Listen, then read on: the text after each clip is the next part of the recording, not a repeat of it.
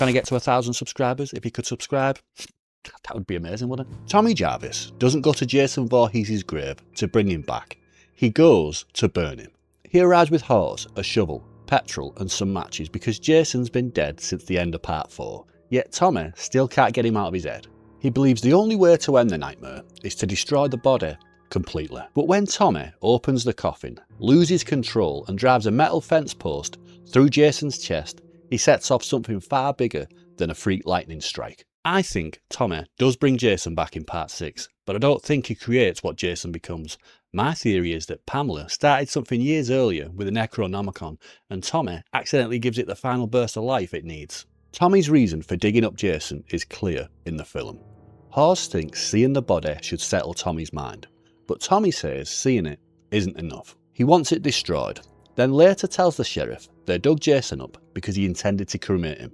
So the first part of this story has nothing to do with magic. Tommy's carrying trauma from parts 4 and 5, and he's reached the point where Jason's corpse being left in the ground feels like an open wound he can't leave alone. Part 5 makes that even worse. Jason's dead, but the mask returns through Roy Burns, and Tommy is left wondering whether the nightmare has simply found a new body.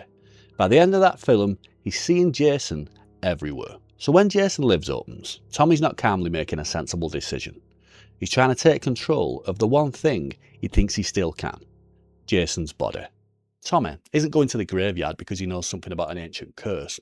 He's going because Jason's ruined his life and he believes burning the body is the only way he can get him out of his head. That also gives us a cleaner way of looking at the earlier Jason. Through parts 2, 3 and 4, he's presented as a man who can take unbelievable amounts of damage, but still he's physical. He runs, bleeds, reacts when he's hurt, and he can be distracted by Pamela's image. Ginny, using Pamela's sweater in part 2, proves how much control his mother still has over him. By part 4, the film treats him like something that can finally be killed, and Tommy does exactly that. The Jason Tommy kills in part 4 is still presented much more like a living man. He's unbelievably hard to kill, but he runs, bleeds, reacts to pain, and can be beaten physically. But the Jason that rises in part 6 is completely different. So, where does that change come from? The obvious answer is the lightning, and I'm not trying to argue against what the film shows us. The lightning hits the fence post, the current goes straight into Jason's body, and Jason comes back. The lightning obviously brings Jason back physically. The film shows us that clearly. But I think the bigger question is why that lightning turns Jason into undead Jason, instead of simply leaving him as a dead body in a coffin that's been hit by lightning. Pamela believed Jason drowned as a child. She had no idea he survived in the woods around Crystal Lake, and she died believing her son had been gone for years.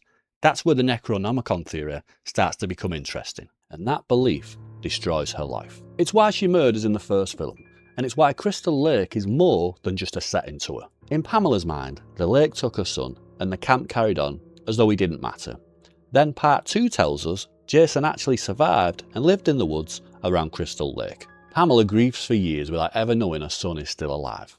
That's why Adam Marcus's idea is more interesting than it first sounds. Adam Marcus later said his idea was that Pamela used the Necronomicon to bring Jason back. That's not confirmed in the first 6 films, but it gives us a possible explanation why that book is sitting in the Voorhees house all them years later. Pamela doesn't need to be an evil sorcerer who knew exactly what she was doing.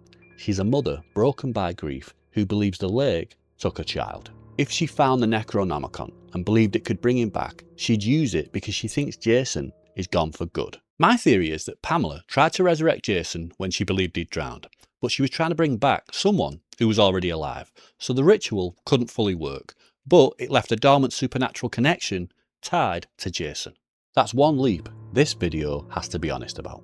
The films never show Pamela reading the book. They never explain that a failed ritual can lie dormant for decades. But if we take Marcus's idea seriously enough without pretending it's hard canon, it fills a gap in the timeline. Pamela begins something supernatural.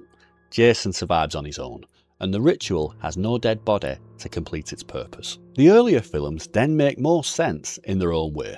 Jason is still tied to his mother, still reacting to her voice, and still moving like a living person. Pamela's attempt hasn't turned him into the undead Jason yet, because there's no dead Jason to bring back. Then Jason dies for real at the end of part 4. The ritual now has a genuinely dead body to work on, But that doesn't mean Jason just instantly climbs out of his grave. It still needs something to give that dead body life.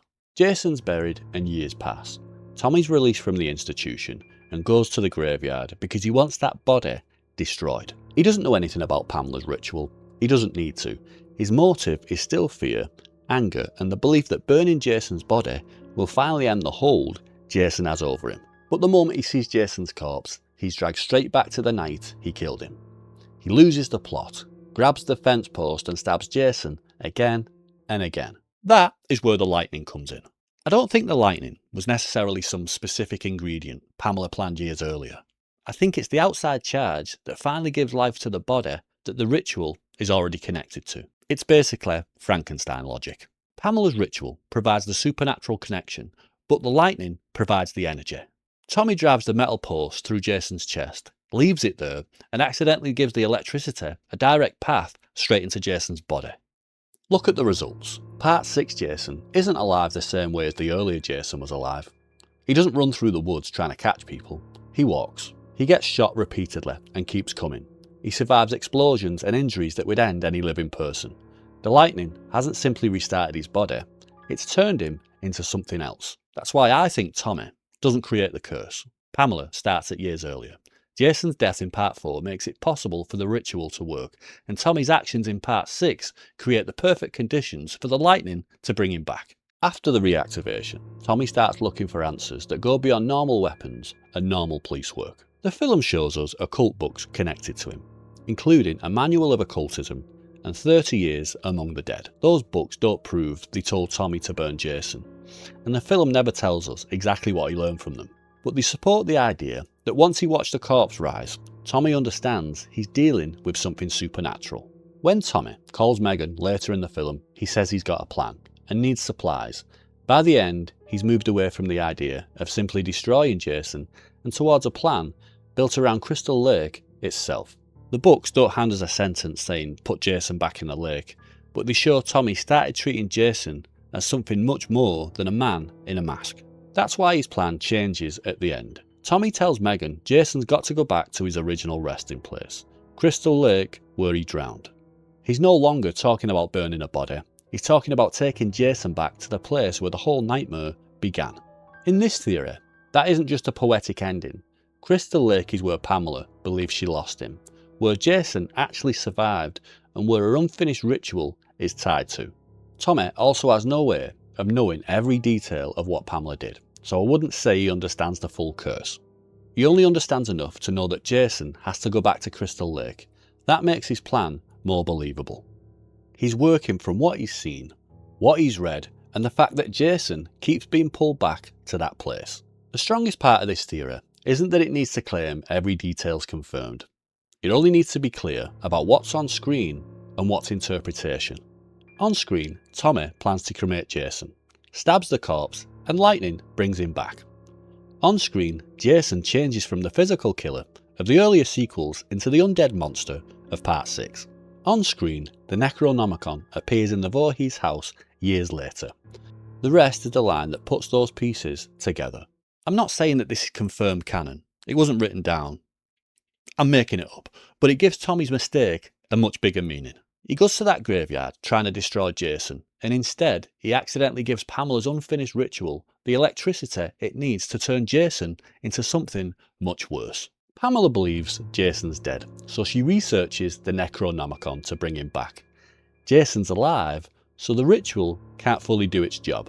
Years later, Jason finally dies at Tommy's hands, and Tommy goes to the graveyard trying to make sure he never comes back. Instead, he drives that metal fence post into Jason. The lightning strikes. Tommy never meant to resurrect Jason, he went there to end him. But trying to burn Jason and losing control at the last second turns Pamela's grief into the undead Jason that everybody knows. Thank you for watching, and remember, I'm just making this all up. It's not real. You don't need to shout at me in the comments. But by all means, do give me a comment, and like if you did like the video. Subscribe to get me to 1,000 subscribers. Anyway, thank you for watching, and I'll see you again next time.